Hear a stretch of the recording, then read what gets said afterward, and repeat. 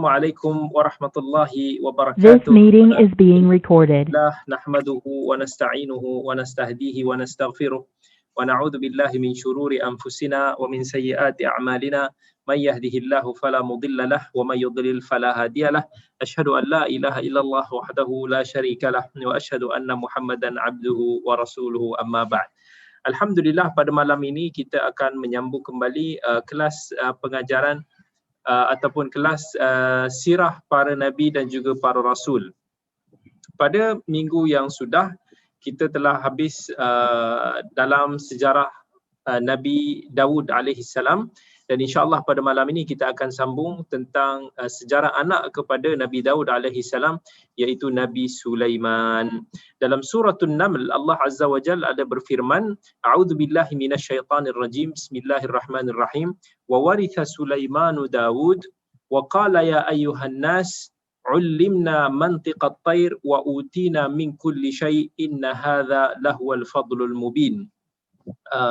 Nabi Sulaiman, Allah kata, telah mewarisi kerajaan Nabi Daud dan dia berkata, wahai manusia, kami telah diberi pengertian tentang suara burung. Maksudnya Nabi Sulaiman ni dia boleh mengerti bahasa binatang, dan kami telah diberi tahu tentang segala sesuatu. Sesungguhnya ini semua adalah merupakan kurniaan yang benar-benar nyata. Jadi Nabi Sulaiman alaihissalam adalah salah seorang daripada anak Nabi Daud alaihissalam. Kalau tak salah, Nabi Sulaiman ni dia ada 4 orang adik-beradik, tetapi Allah telah mengurniakan beberapa kelebihan kepada Nabi Sulaiman alaihissalam. Antaranya baginda boleh memerintahkan angin untuk membawanya daripada satu tempat ke satu tempat yang lain. Seolah-olah macam Nabi Sulaiman ni dia boleh macam terbanglah secara tidak langsung. Ataupun Nabi Sulaiman ni dia boleh pergi daripada satu tempat ke satu tempat dengan singkat, dengan bantuan daripada angin. Dan begitu juga Allah Azza wa Jalla telah mempermudahkan Nabi Sulaiman alaihissalam untuk mendapat bantuan dan juga khidmat daripada golongan jin. Yang ini satu mukjizat daripada Nabi Sulaiman, iaitu ada makhluk-makhluk lain yang selalu membantu ataupun mengikut arahan Nabi Sulaiman alaihissalam. So ini satu mukjizat yang sangat luar biasa, dan saya kira kalau kita pun ada pilihan untuk nak ada kuasa itu, kita pun suka kan, ialah boleh faham bahasa binatang, boleh berkomunikasi, berinteraksi dengan alam. Ini satu kurniaan yang totally amazing lah. Dan sejak kecil lagi Nabi Sulaiman alaihissalam telah membuktikan kebijaksanaan dia. Contohnya antara yang diceritakan, satu hari ada 2 orang petani berselisih faham, dan salah seorang daripada petani tersebut memiliki sebuah kebun anggur yang tengah berbuat dengan lebat, dan sekawan kambing kepunyaan seorang petani telah menceroboh masuk ke dalam kebun anggur dan merosakkan buah-buah anggur milik petani tersebut. Jadi berlakunya pertengkaran antara pemilik kambing dan juga pemilik kebun tersebut. Pemilik kebun diminta untuk nak tuntut ganti rugi daripada owner kambing tu, tapi owner kambing ni tak mau. Jadi akhirnya mereka telah bertemu dengan Nabi Daud alaihissalam. Masa tu ayah Nabi Sulaiman, Nabi Daud ni masih lagi menjadi raja. Jadi diminta untuk nak mencari jalan penyelesaian. Nabi Daud telah putuskan bahawa kambing itu hendaklah diserahkan kepada pemilik kebun anggur.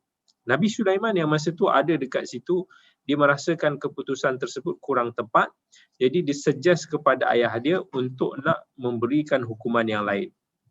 Jadi kata Nabi Sulaiman alaihissalam, kebun anggur itu aku cadangkan diserahkan kepada pemilik kambing tersebut untuk dijaga dan dipelihara sehingga dia pulih kembali kepada asal. Dan kambing itu pula diserahkan kepada pemilik kebun anggur itu untuk dipelihara sebaik mungkin, untuk mendapatkan susunya, bulunya dan juga beranak pinak. Kemudian bila keadaan sudah pulih sedia kala, maka kebun anggur itu dikembalikan semula kepada pemiliknya, dan begitu juga kambing itu dikembalikan semula kepada pemiliknya. Jadi bila Nabi Daud dengar je pandangan daripada anaknya itu, dia pun bersetuju dengan pandangan anaknya Nabi Sulaiman yang muda ketika itu. Dan bila Nabi Sulaiman telah meningkat dewasa, Allah telah mengurniakannya bermacam-macam nikmat. Antaranya yang kita sebutkan tadi, Nabi Sulaiman boleh bercakap dengan haiwan ataupun memahami bahasa haiwan. Kan pernah diceritakan pada satu hari Nabi Sulaiman alaihissalam dia menghimpunkan bala tenteranya yang terdiri daripada jin, daripada manusia, daripada burung, dan ketika itu Nabi Sulaiman ni memang kelihatan begitu gagah sekali lah. Kerana itu Nabi Sulaiman ni didoa kepada Allah Subhanahu wa taala, Rabbi habli mulkan la yanbaghi li ahadin min ba'di. Wahai Tuhan, kurniakanlah kepada aku satu kekuasaan, satu kerajaan yang tidak lagi dimiliki oleh orang lain selain daripada aku. Jadi doa daripada Nabi Sulaiman itulah Allah makbulkan, maka Allah kurniakan dia segala macam bentuk kekuasaan. Begitu juga dalam Al-Quran Allah ada menyebut satu surah yang dinamakan sebagai surah An-Naml, surah semut. Yang diceritakan dalam ini tentang dialog Nabi Sulaiman bersama dengan semut. Satu hari Nabi Sulaiman alaihissalam dia menghampiri satu kawasan yang didiami oleh banyak semut. Dan semut-semut itu dia rasa takut kalau mereka ini akan dipijak oleh bala tentera Nabi Sulaiman. Jadi apabila Nabi Sulaiman dan bala tentera dia sampai ke lembah semut tersebut, Nabi Sulaiman terdengar seekor semut ni berkata, "Oi semut, kan masuklah ke dalam sarang-sarangmu supaya tidak dipijak oleh Sulaiman dan tenteranya dalam keadaan mereka tidak sedari." Dan bila Nabi Sulaiman didengar apa yang dikatakan oleh semut-semut itu, dia pun tersenyum dan dia berdoa, dia kata, "Wahai Tuhanku, berilah aku ilham untuk sentiasa mensyukuri nikmat yang telah Engkau anugerahkan kepada aku dan juga kepada kedua ibu bapa aku. Kan? Untuk aku beramal saleh yang Engkau redai dan masukkanlah aku dalam rahmat-Mu dan golongan hamba-Mu yang saleh." Begitu juga Al-Quran ada menceritakan tentang dialog Nabi Sulaiman bersama dengan burung hudhud. Dan di antara bala tentera Nabi Sulaiman ni ada seekor burung hudhud. Burung hudhud ni, if I'm not mistaken, dia sejenis burung belatuk lah. Dan tugas dia adalah untuk nak menjadi peninjau ataupun pengintip kepada Nabi Sulaiman. Jadi satu hari ni hudhud ni mencari tempat yang ada air. Dan selain daripada itu, burung hudhud ni juga dia mencari tempat yang sesuai untuk Nabi Sulaiman dan tenteranya berkhemah dan juga berehat. Jadi burung hudhud ni akan pergi terbang cari mana kawasan yang ada air, mana kawasan yang sesuai untuk nak berehat. Dan ketika sedang memeriksa, Nabi Sulaiman ni tengah periksa tentera dia, Nabi Sulaiman mendapati bahawa burung hudhud tu tak ada dalam barisan tentera dia. Jadi Nabi Sulaiman ni marah pada burung hudhud ni dan mengancam untuk nak menjatuhkan hukuman kepada dia kalau burung hudhud ni tidak kemukakan alasan yang munasabah. Dan tak lama selepas daripada itu, burung hudhud ni pun datang untuk bertemu menghadap Nabi Sulaiman alaihissalam. Dia pun kata kepada Nabi Sulaiman, "Aku ini tak hadir sebab tadi aku terbang dan aku mendapati ada sebuah kerajaan dan satu kaum yang kamu tak pernah bertemu lagi dengannya. Dan tentera kamu pun tidak pernah bertemu dengan mereka. Dan kerajaan itu terletak di negeri Sabak. Sabak ni sekarang di kawasan Yaman lah.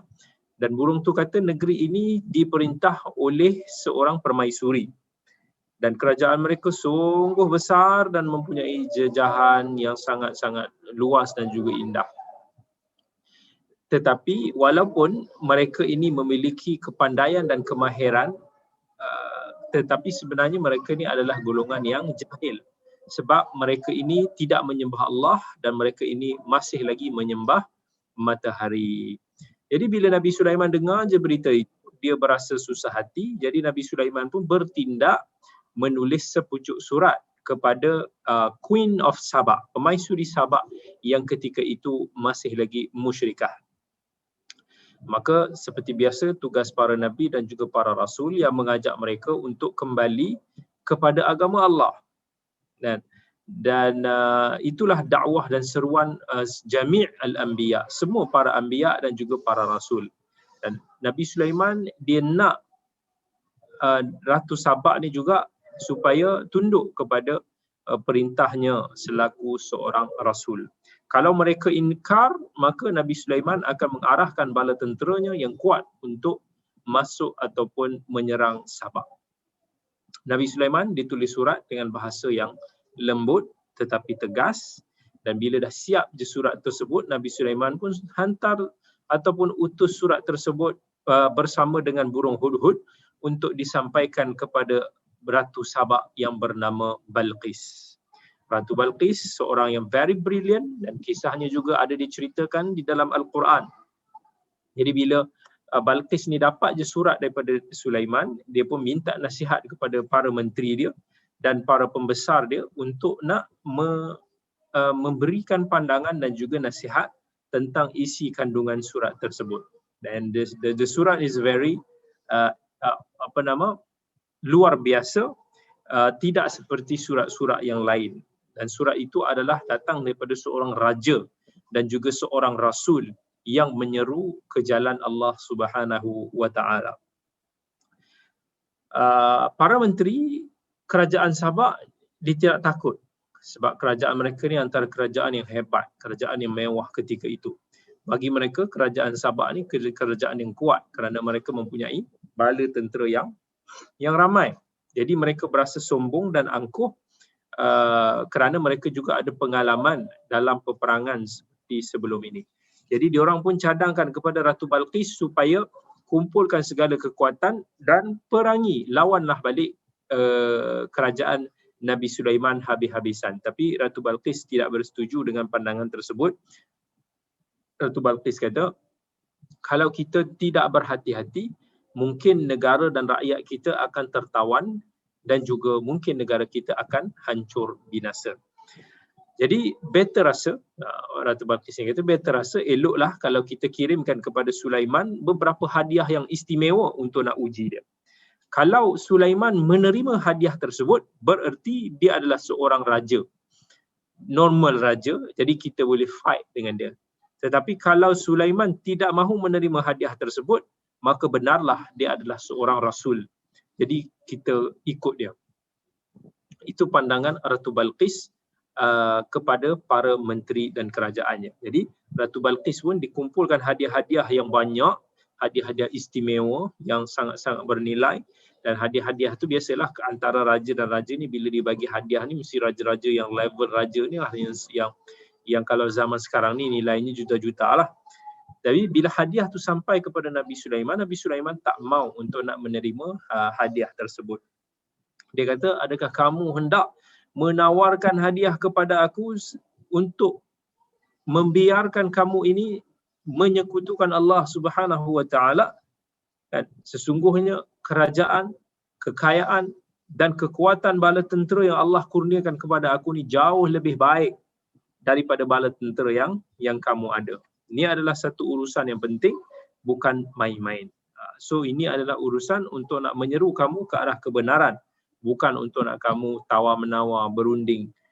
Jadi Nabi Sulaiman mengancam untuk nak bertindak kepada mereka.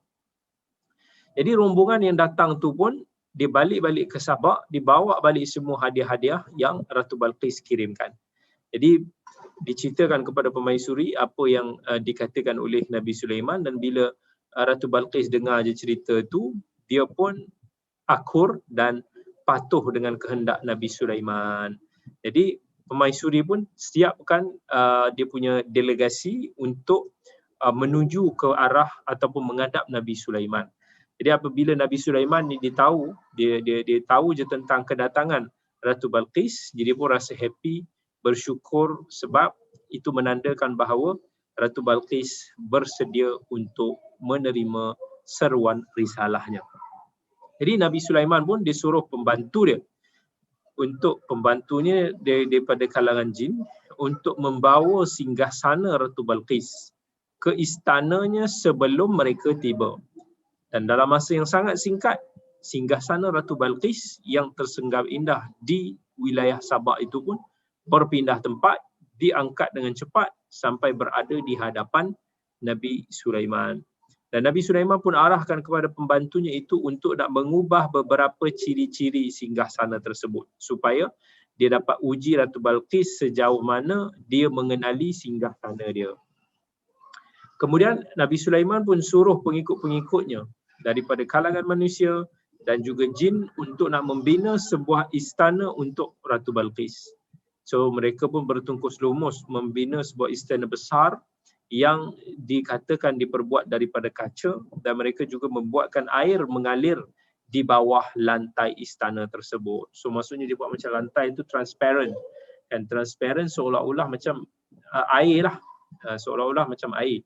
Jadi kalau ada lantai kaca, di bawahnya ada air, so kita rasa macam kita mijak air tu kan, kita tak nampak kaca tu.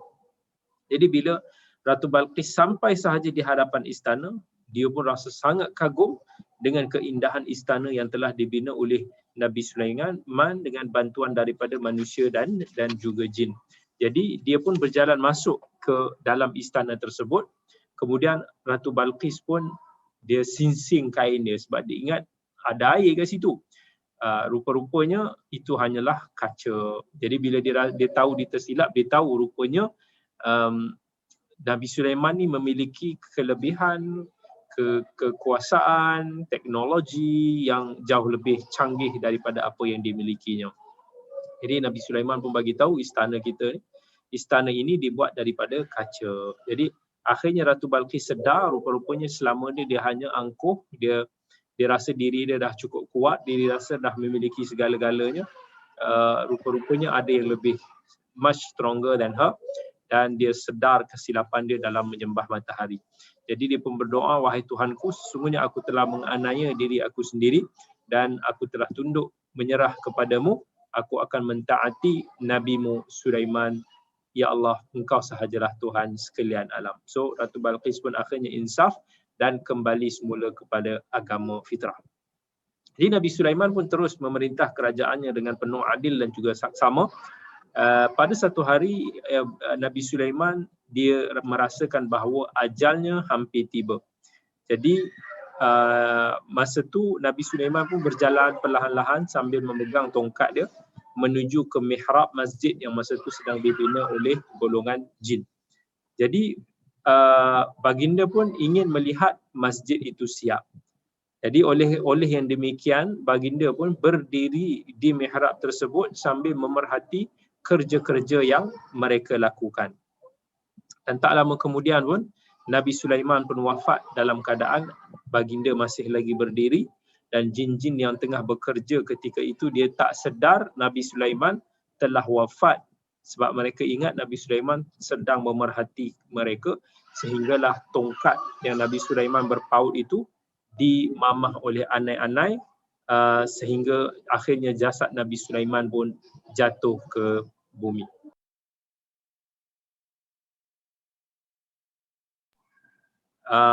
Jadi Ratu Balqis adalah seorang wanita yang sangat cantik lah. Dia dikatakan antara wanita yang cerdik, dan sebab itulah golongan jin dia rasa iri hati dengan Ratu Balqis.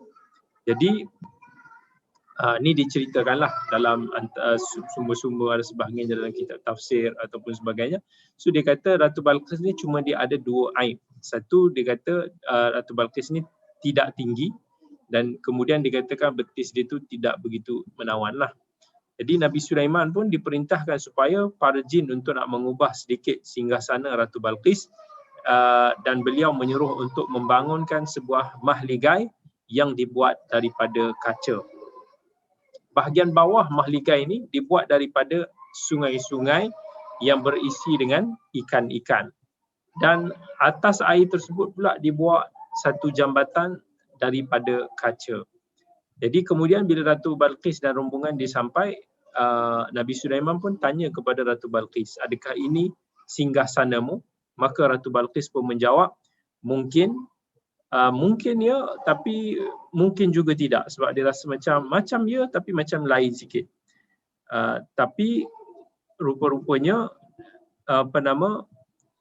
Nabi Sulaiman pun masa tu diperhatikan jawapan daripada Balqis, Dan Nabi Sulaiman ni memerhati bahawa Ratu Balqis ni sebenarnya memang seorang wanita yang bijaksana. Dia bila dijawab tu pun dia berhati-hati, dia berfikir, dia perhati semua. Jadi Nabi Sulaiman pun suruh tetamu dia tu untuk masuk ke dalam istana, dan masa Ratu Balqis masuk melihat ke dalam singgahsana, dia pun melihat seakan-akan ada air. Jadi dia diangkat kain dia sampai tersingkaplah dia punya betisnya. So bila Nabi Sulaiman melihat betis itu, maka tak ada pula aib yang dikatakan oleh sebahagian daripada golongan jin. Jadi Nabi Sulaiman pun kata kepada Balqis, ini adalah sebuah maligai yang licin dan diperbuat daripada kaca. Jadi bila dengar je, bila nampak je kehebatan, kekuasaan yang dimiliki oleh Nabi Sulaiman yang tak ada tolok bandingnya, maka dia pun kata macam yang dikisahkan dalam surah An-Naml, Rabbi inni zalamtu nafsi wa aslamtu ma'a Sulaimana lillahi rabbil alamin. Wahai Tuhanku, sesungguhnya aku telah berbuat zalim terhadap diri aku dan aku berserah diri kepada Sulaiman, bersama Sulaiman kepada Tuhan sekalian alam.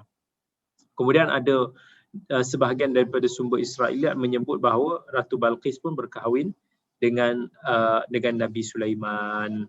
So begitulah kerajaan Nabi Sulaiman alaihi salam. So dikatakan besarnya kerajaan Nabi Sulaiman alaihi salam, yang mana angin itu sebagai kenderaan dia, manusia dan jin sebagai tentera dia, burung bertindak sebagai pembantu, bercakap-cakap dengan dia, binatang-binatang buas juga menjadi dia punya khadam dia. Jadi Nabi Sulaiman alaihi salam masa tu memiliki segala-galanya lah. Dia very big. Nak kata sebut je apa sahaja perhiasan masa itu, Nabi Sulaiman memiliki segalanya lah ketika itu. Dan dalam Al-Quran Allah kata ya'maluna lahu ma yasha'u min maharib wa tamathila wa jifanin kal jawabi wa qudurin rasiyat.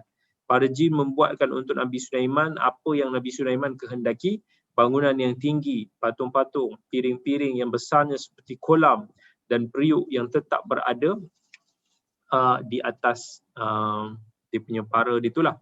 Begitulah besarnya kekuasaan dan kelebihan yang Allah telah kurniakan kepada Nabi Sulaiman alaihi salam. Tapi begitu pun kenikmatan yang dimiliki oleh umat Muhammad sallallahu alaihi wasallam yang beriman di dalam syurga nanti jauh-jauh lebih mewah dan lebih nikmat sekali lah. Jadi itulah, dan Nabi Sulaiman ni seorang Nabi yang sentiasa bersyukur dengan kurniaan yang Allah kurniakan kepada dia. Dia tidak pernah mendabik dadanya. Dia tidak merasakan dirinya lebih tinggi daripada orang lain kerana kekuasaan yang Allah pinjamkan kepada dia. Sebaliknya, Nabi Sulaiman, dia akan sentiasa bersyukur. Kan? Bila didengar, contohnya bila dengar perbualan semut-semut tu, dia akan doa, ya Allah, Rabbi auzi'ni an ashkura ni'mataka allati an'amta alayya wa ala walidayya wa an a'mala salihan tardah wa adkhilni bi rahmatika fi ibadika salihin. Ya Allah, limpahkanlah kepada aku kurnia untuk nak mensyukuri nikmat-Mu yang mana Engkau telah kurniakan kepada aku, orang tua aku, sudah supaya aku boleh melakukan amal salih yang Engkau redai, dan masukkanlah aku di dalam golongan orang-orang yang saleh. Dalam sejumlah riwayat ada menyebut satu hari Nabi Sulaiman bertanya kepada seekor semut, wahai semut, berapa banyak yang engkau perolehi rezeki daripada Allah dalam waktu setahun? Jawab semut itu sebesar biji gandum. Jadi kemudian Nabi Sulaiman pun beri kepada semut itu sebiji gandum, lalu memeliharanya dalam sebuah botol, dan setelah genap 1 tahun, Nabi Sulaiman pun membuka botol itu untuk nak melihat nasib si semut, dan didapati si semut hanya memakan sebahagian sahaja daripada biji gandum tersebut. Dan ditanya, kenapa engkau makan sebahagian dan tidak menghabiskannya? Jadi semut tu pun kata, dahulu aku bertawakal dan pasrah diri kepada Allah. Dengan tawakal kepadanya, aku yakin bahawa dia tidak akan melupakan aku. Ketika aku berpasrah kepadamu, aku tidak yakin apakah engkau akan ingat kepada aku pada tahun berikutnya sehingga aku boleh memperolehi sebiji gandum lagi, atau engkau akan lupa kepada aku. Sebab itu aku makan sikit dan aku tinggalkan lagi sebahagian untuk menjadi bekalan bagi tahun berikutnya. Jadi antara pengajaran dan ibrah yang kita boleh ambil daripada kisah Nabi Sulaiman alaihissalam, walaupun baginda merupakan seorang yang sangat-sangat kaya raya, namun kekayaan yang dimilikinya terbatas, yang mana yang paling kaya, yang memiliki kekayaan secara mutlak hanyalah Allah Subhanahu wa taala. Allah lah yang meminjamkan kekayaan dan kekuasaannya kepada Nabi Sulaiman alaihissalam. Walaupun Nabi Sulaiman seorang yang sangat baik dan penyayang, tetapi Allah juga yang maha baik dan maha pengasih daripada sekalian pengasih. Jadi macam mana kaya pun Nabi Sulaiman, dia tetap seorang manusia yang tidak boleh sepenuhnya dijadikan tempat bergantung. Sebagaimana kasihnya Nabi Sulaiman, dia juga adalah manusia yang menyimpan sifat-sifat kekurangan sebagai manusia itu sendiri, seperti mana yang telah kita nyatakan dalam kisah semut sebentar tadi. Jadi itu adalah sebahagian daripada kisah Nabi Sulaiman alaihi assalam. Kemudian insya-Allah kita pergi kepada kisah Nabi yang seterusnya, iaitu Nabi Zakaria dan juga Nabi Yahya. So kita dah tak banyak sebenarnya baki lagi daripada kisah-kisah para anbiya ini. Kita tinggal 3 Nabi dan juga 3 Rasul sahaja. Dan 3 lagi baki daripada 3 ini, kisah-kisah mereka juga tidaklah begitu panjang seperti mana kisah Nabi Musa dan juga Nabi-Nabi yang lain.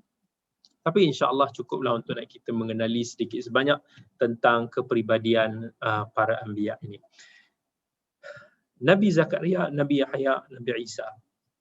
Mereka ini hidup di dalam satu zaman.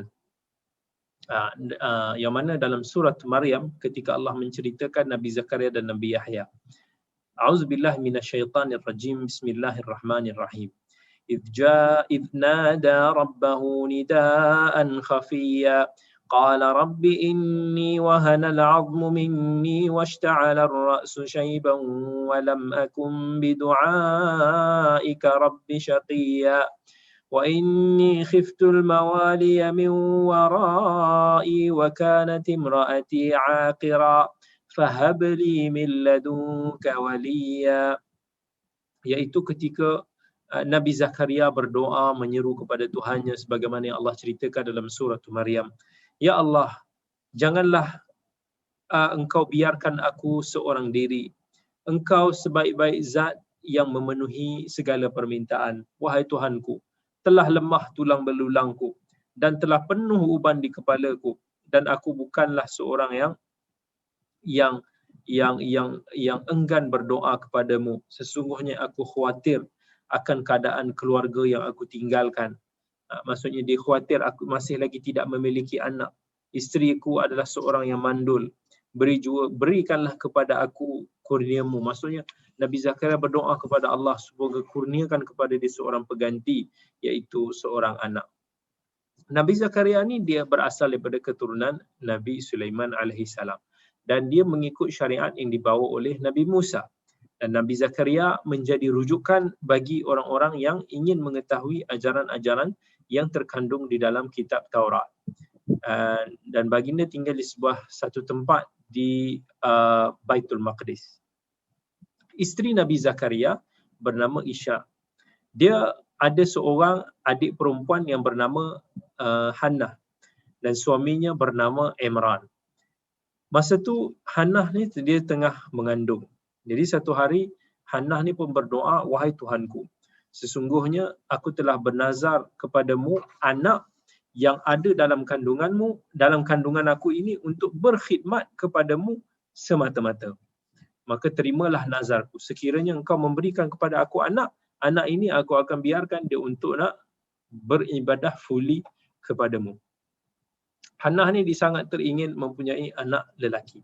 Tapi bila Allah bagi dia hamil dan dia melahirkan anak perempuan, dia pun doa, wahai Tuhanku, sesungguhnya aku telah melahirkan anak perempuan dan Allah maha mengetahui tentang jantinanya.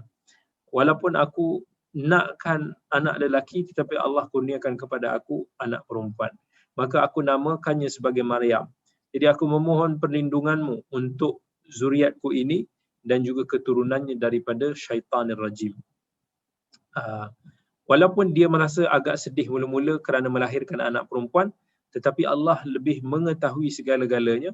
Maryam kelak akan menjadi ibu kepada seorang Nabi yang saleh, iaitu Nabi Isa alaihissalam. So boleh nampak tak kat sini, tak semua apa yang kita inginkan itu baik bagi kita. Ramai orang inginkan sesuatu dan bila dia tak dapat, dia ingat Allah tidak cuba untuk nak memberi kebaikan kepada dia. Tengok ibu kepada Maryam. Dia nak anak dia sebagai anak lelaki. Tetapi Allah kurniakan anak perempuan. Walaupun mula-mula dia berasa sedih, tetapi dia tidak tahu bahawa anaknya itu, iaitu Maryam, akan menjadi ibu kepada Rasul, seorang Rasul yang sangat mulia, iaitu Nabi Isa alaihissalam. Kemudian dengan kehendak Allah Subhanahu wa taala, kedua-dua ibu bapa Maryam pun meninggal dunia tidak lama kemudian. Maryam sangat-sangat disayangi oleh orang-orang yang tinggal di sekeliling rumah dia. Masing-masing orang berebut-rebut untuk nak memelihara Maryam. Dan perselisihan timbul di kalangan mereka dan akhirnya mereka merujuk perkara tersebut kepada Nabi Zakaria alaihissalam. Dan setelah fikir dan berfikir, maka Nabi Zakaria pun berdoa kepada Allah Subhanahu wa taala supaya isu ini dapat diselesaikan dengan cara yang baik. Jadi Nabi Zakaria pun cadangkan supaya undian dilakukan dan orang-orang yang terlibat pun bersetuju dengan undian tersebut. Dan setelah dijalankan undian, akhirnya undian tersebut jatuh kepada Nabi Zakaria sendiri yang berhak untuk nak membela Maryam. Maka Maryam pun dipelihara, dijaga, dididik dengan baik oleh Nabi Zakaria alaihissalam sehinggalah beliau dewasa. Dan Maryam ni sifat dia masya-Allah seorang yang sangat-sangat rajin beribadah kepada Allah, dan sampaikan Nabi Zakaria pun telah membina satu mihrab ataupun satu bilik beribadah khas untuk Maryam ini fokus beribadah kepada Allah. Dan Nabi Zakaria pun sudah lama, dia sudah lanjut usia dia, dan bila mana rambut dia pun dah putih, tulang dia pun dah tak kuat, dia pun mungkin dah bongkok-bongkok, dia pun dah tak kudrat lagi dah untuk nak berjalan jauh selain daripada tempat untuk dia beribadah ataupun mengajar. Di tempat beribadah itulah setiap hari dia menunaikan kewajipan. Sampai satu hari masa dah larut petang, dia pun pulang ke rumah dia. Isteri dia juga adalah seorang isteri yang sudah sangat tua lah. Dah masing-masing pun dah tak kuat nak berjalan. Dan sampai umur usia Nabi Zakaria yang sudah lebih 90 tahun masa tu, tapi dia masih lagi tidak memperolehi anak kandung. Sejak masih lagi dia muda, kedua-dua suami isteri itu memang sangat-sangat teringin untuk nak memiliki seorang anak. Makin bertambah usia dia, makin tinggi hasrat dia untuk nak memiliki anak. So inilah yang menyebabkan Nabi Zakaria dan isterinya selalu berasa sedih. Dan apatah lagi, menurut kebiasaan kat situ, orang yang tua seperti mereka ini, mereka sudah tidak mampu untuk nak memiliki anak lagi. Jadi makin lama dia punya hasrat dia semakin kuat, bukan semata-mata sebab dia nak memperolehi anak untuk nak menguruskan hari tua mereka, tetapi yang lebih penting lagi untuk menjadi legasi hidup mereka selepas mereka meninggal dunia nanti. Dan apa lagi, masih banyak di antara orang keluarganya yang masih lagi tidak beriman, yang masih lagi berterusan dan dalam kesesatan, yang masih lagi tidak mempedulikan ajaran yang terkandung di dalam Alkitab. Jadi dia makin lama dia sangat teringinkan seorang anak. Kan? Tapi tengok, pengajaran dia adalah kita jangan berputus asa daripada rahmat Allah. Walaupun ketika itu dirasakan impossible untuk Nabi Zakaria dan juga isteri memiliki seorang anak, tetapi kekuasaan Allah itu tiada yang mustahil. Jadi bila satu hari itu, bila hari sudah malam, malam pun dah gelap gulita, semua orang pun dah tidur, bunyi cengkerik, bunyi bintang semua dah keluar. Masa itulah dia terfikirkan kepada nasib dia, siapalah yang akan menyambung lagi medan risalah dakwah dia. Satu hari Nabi Zakaria dia masuk ke mihrab dia. Seperti biasa, bila dia dah beribadat kepada Allah Subhanahu Wa Taala, dia masuk ke mihrab. Masa tu Maryam yang masih kecil berada di samping, maksudnya mihrab kepada Maryam ni sebelahan lah, dekat je lah dengan Nabi Zakaria. Masa tu dia pun mendapati Maryam ni tengah fokus, tengah asyik dengan ibadahnya. Tapi di hadapan dia ni selalu ada makanan ataupun buah-buahan. Sampai Nabi Zakaria ni pun rasa hairan, mana datang makanan tu? Dan tak ada seorang pun yang dibenarkan untuk nak menghampiri Maryam kan kat situ. Apatah lagi nak menghulukan makanan. Jadi lebih hairan lagi sebab buah-buahan tu adalah buah-buahan musim panas. Buah-buahan walaupun musim tu musim sejuk, tetapi ada buah-buahan musim panas kat situ. Sampailah Nabi Zakaria pun dia bertanya kepada Maryam, "Wahai Maryam, daripada mana datang buah-buahan tu?" Maka Maryam pun jawab, "Ini semua datang daripada Allah. Allah lah yang telah mengirim kepada aku setiap pagi, setiap petang tanpa aku memintanya." You don't be shocked. You don't be afraid. Bukankah Allah itu Maha pemberi rezeki kepada sesiapa yang dia kehendaki? Jadi dengan kejadian itu Nabi Zakaria pun terfikir, maksudnya tentang keluar biasaan gadis yang bernama Maryam ini. Jadi dia pun yakin bahawa Maryam ini pasti akan menjadi someone yang very very special. Jadi hasrat Nabi Zakaria alaihissalam untuk nak memperolehi seorang anak lelaki semakin hari semakin tinggi juga, sebab dia sudah semakin tua, dia merasakan ajalnya sudah semakin hampir. Dia khawatir kalaulah usaha dakwah yang dia cuba laksanakan selama ini tiada penerusnya.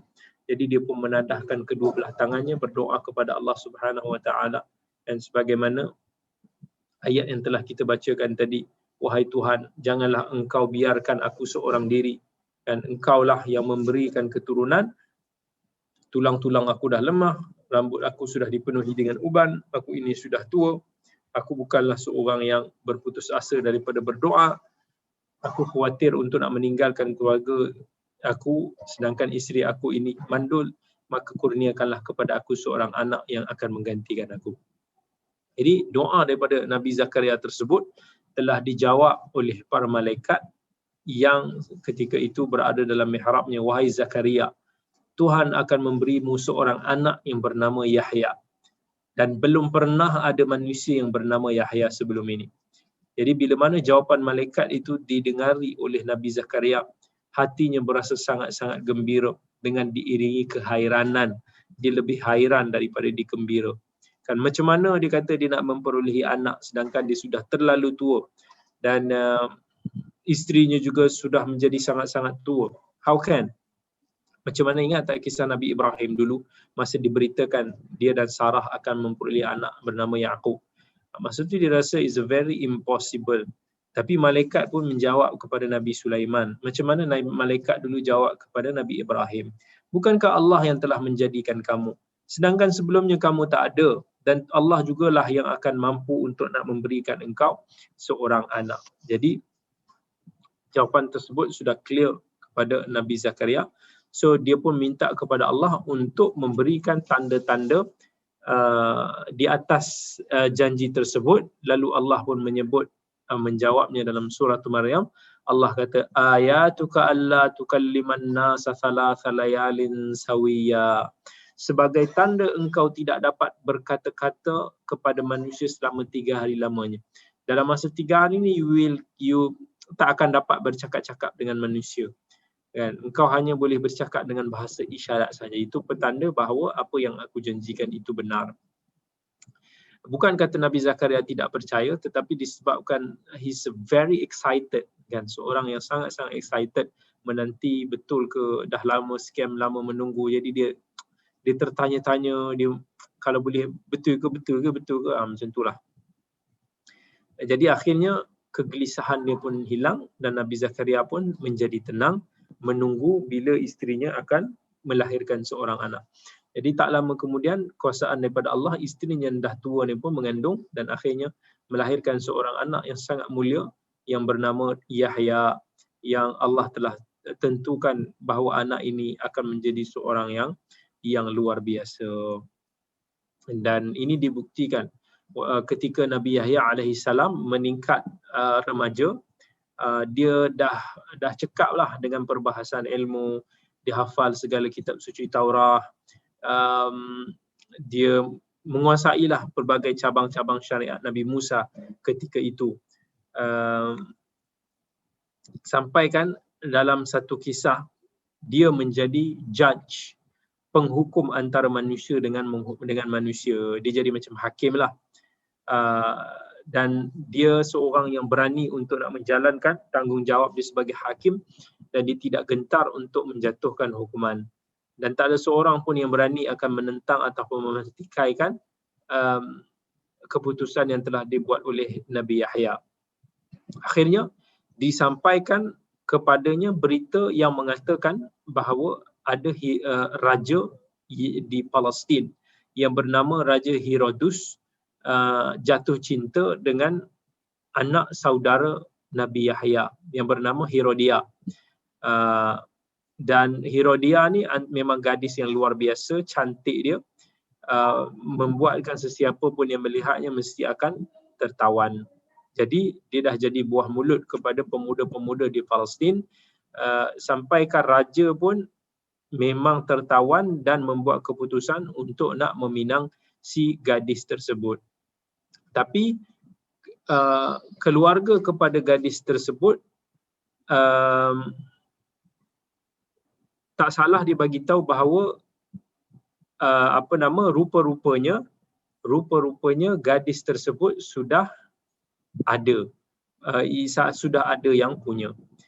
Jadi bila dengar tentang ini, Nabi Yahya pun menghukumkan bahawa perkahwinan Raja Herodus dengan gadis atau yang bernama Herodia itu tidak sesuai berdasarkan kepada peraturan kitab suci Taurah ketika itu.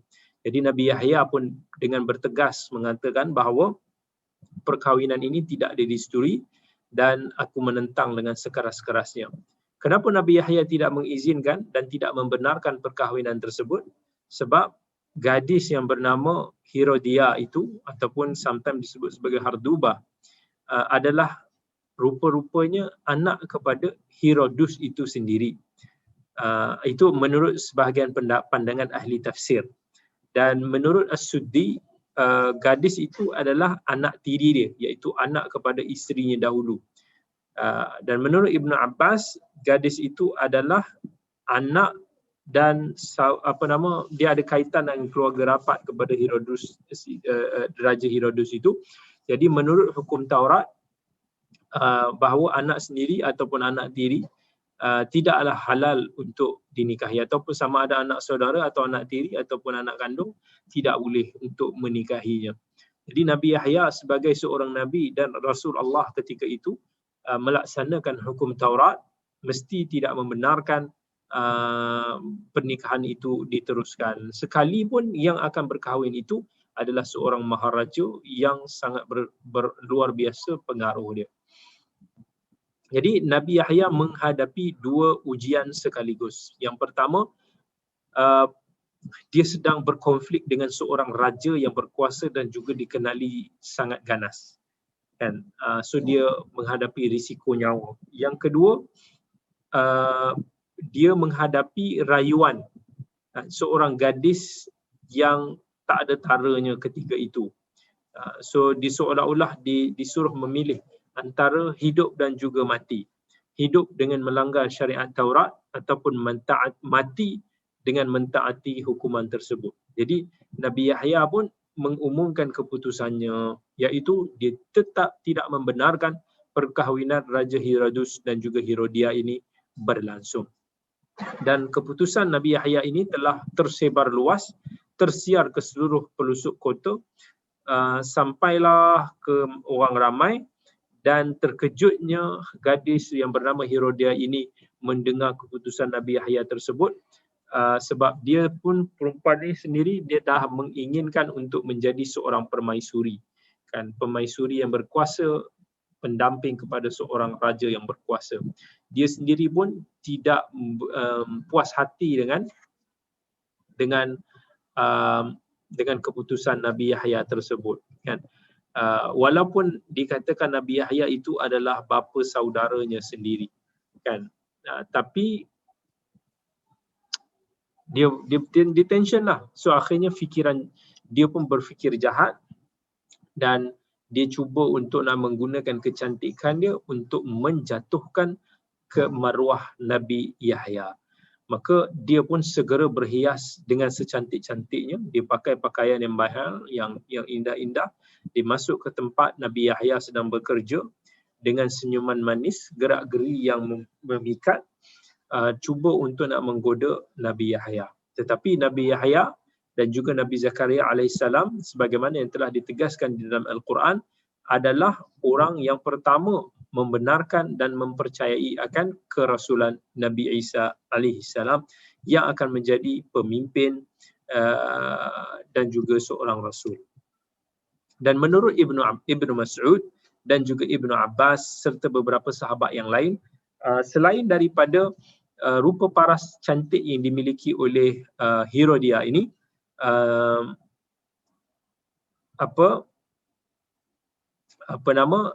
bukan Herodia ni, tetapi selain daripada Nabi Yahya alaihi salam ini seorang yang kuat beribadah, tetapi dia juga adalah seorang yang sangat hebat dalam mengekang hawa nafsu sendiri. Jadi masa Herodia ni datang untuk nak menggoda Nabi Yahya, Nabi Yahya ni boleh menjauhkan diri dan diperintahkan supaya Herodia ni pakai balik baju dia dan bagi tahu tentang apa yang termaktub dalam kitab Taurat, balasan dan dosa orang yang melakukan perbuatan zina. Jadi bila dengar je jawapan daripada Nabi Yahya ni, Herodia ni jadi malu dan dia juga marah. Jadi dia kata semua orang nak kat dia, tapi Nabi Yahya boleh selamba je boleh reject dia. So macam dia rasa macam, oh Nabi Yahya ni jual mahal pula kan, sampai boleh tak tergoda pula dengan dia, sedangkan raja pun nak dekat dia. Jadi dengan alasan itu dia pun cuba untuk nak memerangkap Nabi Yahya.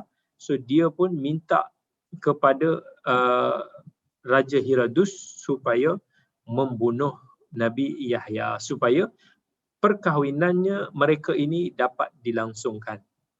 Jadi bila gagal dengan cara itu, dia maksudnya dia mencari jalan yang lain supaya dapat membalas dendam. So dia kata dekat Raja Herodus, kalau engkau benar-benar cinta kepada aku dan aku nakkan bukti adalah engkau bunuh Yahya bin Zakaria. Jadi Herodus ni dia telah memerintah daripada tahun 4 sebelum Masihi sampai tahun 37 selepas Masihi. Dia adalah seorang anak Raja Herodus yang agung yang memerintah sebelum dia, yang telah membunuh dikatakan beratus-ratus orang dan juga ramai daripada kalangan para nabi dan juga orang soleh. Jadi tak hairanlah kalau anaknya sendiri iaitu Herodus yang sekarang ni menjadi raja boleh jadi lebih ganas daripada ayahnya sendiri. Jadi Herodus ni pun tangkap Nabi Yahya, dimasukkan dalam penjara dan akhirnya dibunuh untuk memenuhi kehendak wanita yang dikasihinya itu. Dan tak lama sesudah darah Nabi Yahya tertumpah membasahi bumi, Allah pun murka, dan kemurkaan Allah ini menjadi satu bencana yang hebat menimpa Bani Israel, termasuk menimpa Raja Herodus dan juga Herodia kekasih dia. Dan setelah Nabi Zakaria ni dia tahu tentang kematian anaknya Nabi Yahya, Nabi Zakaria pun melarikan diri untuk menghindarkan dirinya daripada ditangkap. Bila tersebar berita bahawa mereka sedang memburu ayahnya juga, dia orang akan bunuh keluarga dia semua. Jadi Nabi Zakaria ni pun bersembunyi dalam sebuah kebun di kota Jerusalem. Tapi akhirnya dikepung oleh askar kerajaan dan berhasil menangkap Nabi Zakaria. Kononnya ada diceritakan antara kisah Nabi Zakaria ini bagaimana dia dibunuh. Dia masa tu bersembunyi di dalam kayu, sepotong kayu yang besar, dan mereka ini telah datang untuk menggergaji, ataupun dan riwayat tu kata iblis yang telah beritahu bahawa Nabi Zakaria sedang bersembunyi dalam pokok besar tersebut. Dan diorang ni pun gergaji potong pokok tersebut sampailah Nabi Zakaria mati terbunuh di situ.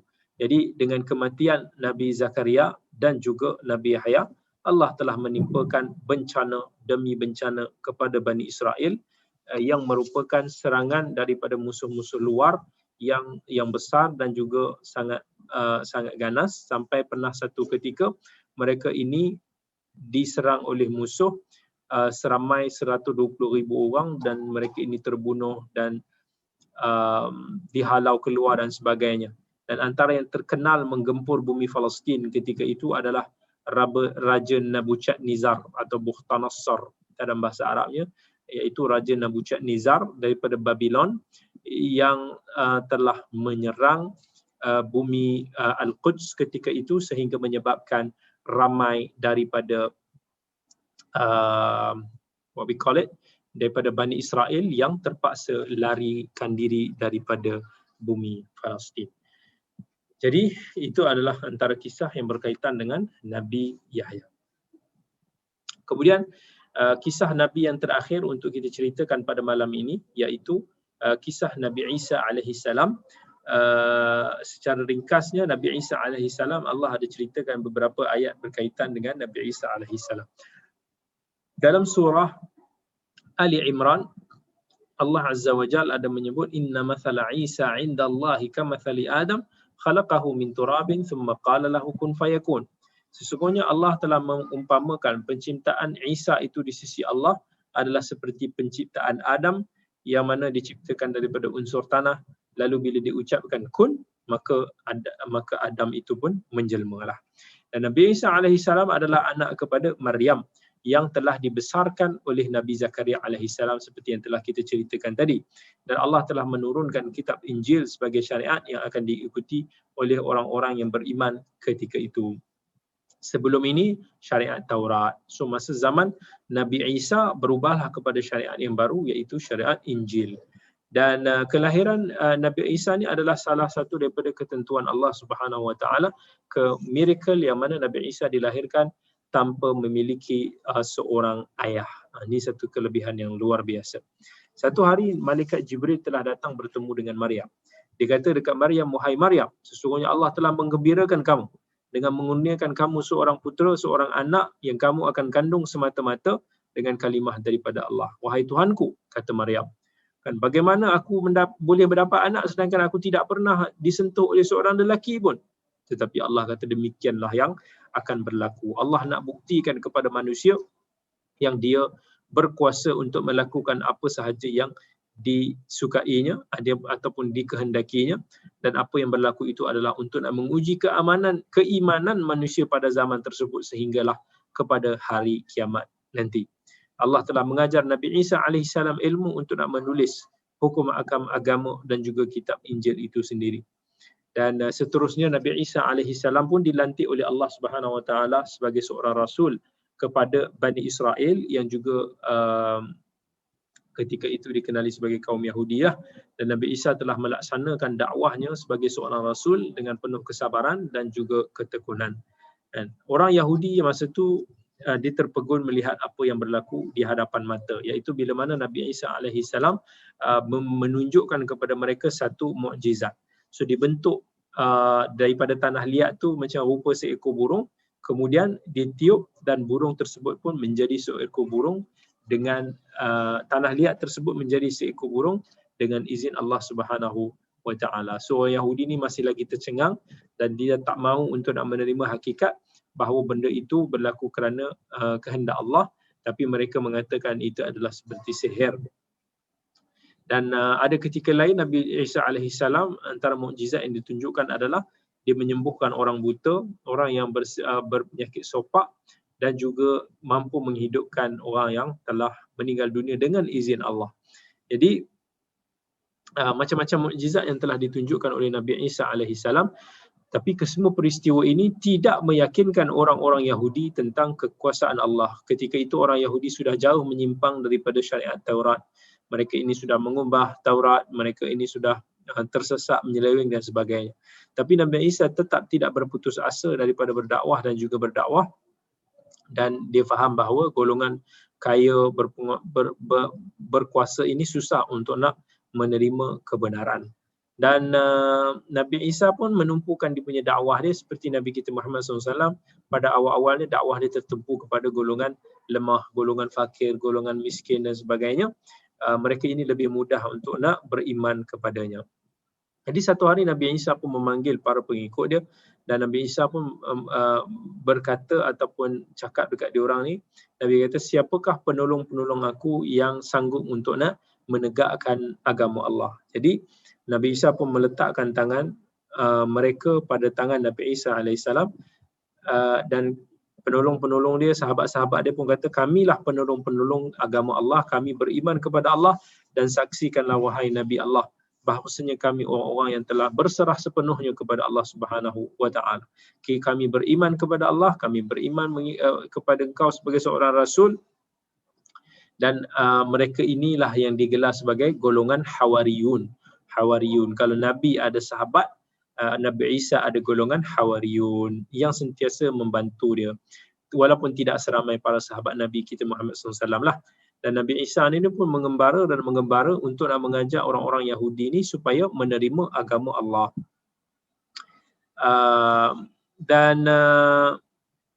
Satu hari ni pengikut Nabi Isa alaihissalam minta supaya Nabi Isa berdoa kepada Allah Subhanahu wa taala agar diturunkan makanan daripada langit kepada mereka. Dia kata, wahai Isa anak kepada Maryam, adakah Tuhanmu dapat menurunkan kepada kami hidangan daripada langit? Dan Nabi Isa ni pun dia risaulah bila dengar permintaan-permintaan ini, seolah-olah biadab, dia takut mungkin akan menimpa bala bencana kepada mereka. Tapi mereka bersungguh-sungguhlah sebenarnya dengan permintaan mereka itu. Mereka bukan bermain-main, mereka tak berniat untuk nak menguji, cuma mereka nak menenangkan jiwa mereka. Kemudian Allah pun menurunkan hidangan daripada langit. Allah kata, sesungguhnya aku akan menurunkan hidangan makanan itu kepada kamu. Kemudian siapa yang ingkar sesudah itu, maka dia akan mendapat azab yang pedih, yang aku tidak pernah kerenakan kepada mana-mana umat sebelum itu. Meanwhile, orang Yahudi ni makin lama makin benci kepada Nabi Isa, semakin menjadi-jadi perasaan dia, dan mereka ini bercadang, berhasrat untuk nak membunuh Nabi Isa alaihissalam. So mereka pun sampaikan hasrat tersebut kepada raja di Rom yang ketika itu sedang memerintah negeri tersebut. Nabi Isa dituduh dicanangkan sebagai pemberontak yang sentiasa menimbulkan kacau bilau, yang sentiasa menghasut anak-anak muda untuk nak meninggalkan agama nenek moyang mereka, dan telah mengumpulkan dia punya puak untuk nak merebel kepada raja di Rom. So akhirnya Nabi Isa dicop sebagai pengganas, dicop sebagai rebellious, yang ketika itu undang-undangnya adalah dihukum mati. Jadi kaum Yahudi ni dia tahu bahawa pihak pemerintah ni dia tak akan ambil beratlah pasal hal ehwal agama, dan dia orang pun tak minat pasal agama ni. Dan menjadi dasar pemerintahan Rom, dia tidak campur tangan dalam urusan agama Yahudi. Jadi kaum Yahudi dia terus mendakwa bahawa kegiatan Nabi Isa alaihissalam boleh sahaja menggugat agama Yahudi, bukan sahaja menggugat agama Yahudi tetapi boleh menggugat pentadbiran negara. Mula-mula Raja Rom ni dia tak faham dengan sikap orang Yahudi ni. Dia pun tak tahu apa masalah sebenarnya yang berlaku. Kerajaan Rom ni dia tak faham kenapa Yahudi ni terlalu memusuhi Nabi Isa. Akhirnya pihak Rom ni dia ambil keputusan untuk dia tak peduli tentang kaum Yahudi sebab mereka sedang sibuk menguruskan negara ketika itulah. Tapi kaum Yahudi ni berterusan untuk nak buat aduan, dan demi aduan kepada Nabi Isa dia buat report polis lah, dan asyik-asyik report je kan. So berulang alik. So akhirnya menimbulkan keresahan kepada Raja di Rom, dan Raja di Rom pun ambil keputusan untuk nak menyelesaikan isu tersebut. So mereka pun mengeluarkan waran tangkap kepada Nabi Isa alaihissalam dengan pertolongan daripada kaum Yahudi. Masa tu hari Sabtu ni masih lagi merupakan hari mulia kepada kaum Yahudi. Masa hari Sabtu ni diorang tak buat apa-apa kerja. Jadi kaum Yahudi amat berharap agar keputusan mengenai Nabi Isa dapat dibuat sebelum tenggelam matahari pada hari Sabtu. Sesudah itu baru diorang kata diorang boleh rehat lah daripada nak fikir pasal Nabi Isa. So Nabi Isa pun ditangkap dan dihadapkan di mahkamah. Suasana dalam mahkamah ni memang bisinglah dengan suara-suara orang Yahudi ni, macam-macam. Dan akhirnya mereka berjaya meyakinkan kepada hakim untuk menjatuhkan hukuman mati kepada Nabi Isa, dan dia pun dipaku pada kayu salib. Dia punya hukumannya sampai mati. Kebiasaannya orang yang bersalah akan dibawa sendiri kayu salib yang mereka akan digantung itu ke tempat dijalankan hukuman. Jadi orang kaum Yahudi ni happy lah. Jadi diorang pun tolak Nabi Isa. Dari situ Nabi Isa pula yang sangat-sangat penat untuk nak memikul kayu salib yang berat tu. Dan of course telah lama dekat mahkamah, so dia sampai dah tak larat untuk nak berjalan, tapi dia dipukul dan diejek. Jadi melihat keadaan Nabi Isa tu, seorang pengawal pun suruh seorang pemuda Yahudi untuk nak ambil dan pikulkan kayu salib tersebut, iaitu yang sedang dipikul oleh Nabi Isa. Dan akhirnya perarakan Nabi Isa tu sampai ke gerbang ataupun di kawasan yang mana akan dijatuhkan ataupun dijalankan hukuman. Dan pengawal tersebut pun dia pegang tangan pemuda yang memikul salib itu. Dia menyangka pemuda itu adalah Nabi Isa. Dan pemuda itu pun terperanjat lalu menjerit sambil sambil mengatakan dia bukan Nabi Isa. Dia bukanlah orang yang hendak dihukum. Dia cuma disuruh untuk nak memikul kayu salib itu sahaja. Dan pengawal tu pun dia tak faham Allah sebenarnya telah menukarkan Nabi Isa sebenarnya telah diangkat ke langit dan dia telah ditukar dengan seorang yang mirip dengan rupa Nabi Isa. Dan sampai mereka menyangka orang yang disalib itu, yang dikenakan hukuman itu adalah Nabi Isa alaihissalam. Sebenarnya Allah telah menyelamatkan Nabi Isa daripada angkara kaum Yahudi. Allah telah mengangkat Nabi Isa ke langit dengan penuh kemuliaan dan penghormatan. Dan sebelum datangnya hari kiamat nanti, Nabi Isa alaihissalam akan turun daripada langit dengan perintah daripada Allah untuk nak membuktikan bahawa kesalahan pihak-pihak daripada Yahudi dan juga Kristian. Dan masa itulah kita akan melihat bahawa bagaimana Nabi Isa alaihissalam akan berhukum dengan syariat Nabi kita Muhammad sallallahu alaihi wasallam. Baik, jadi itulah sedikit sebanyak ringkasan tentang kisah para anbiya, para nabi dan juga para rasul. Kita telah sampai kepada penghujung siri ini, dan kisah Nabi Muhammad SAW telah kita kongsikan sebelum ini. Maka telah berakhirnya siri kisah para nabi dan juga para rasul. Dan insya-Allah pada minggu hadapan, untuk beberapa mungkin siri ataupun beberapa hari dan kelas, pihak penganjur kita bercadang untuk kita buat satu bedah buku, iaitu bedah buku terbaru saya, iaitu Petua Rezeki daripada Al-Quran dan As-Sunnah. Jadi insya-Allah dijemput pada minggu hadapan untuk kita meneruskan lagi manfaat dan majlis ilmu yang kita adakan seperti biasa pada setiap hari Rabu malam. Baik, jadi sekian sahaja dulu kelas kita pada malam ini. Jazakumullahu khairal jaza. Aqulu qawli hadha wa astaghfirullahal azim li wa lakum. Wassalamualaikum warahmatullahi wabarakatuh. Terima kasih banyak.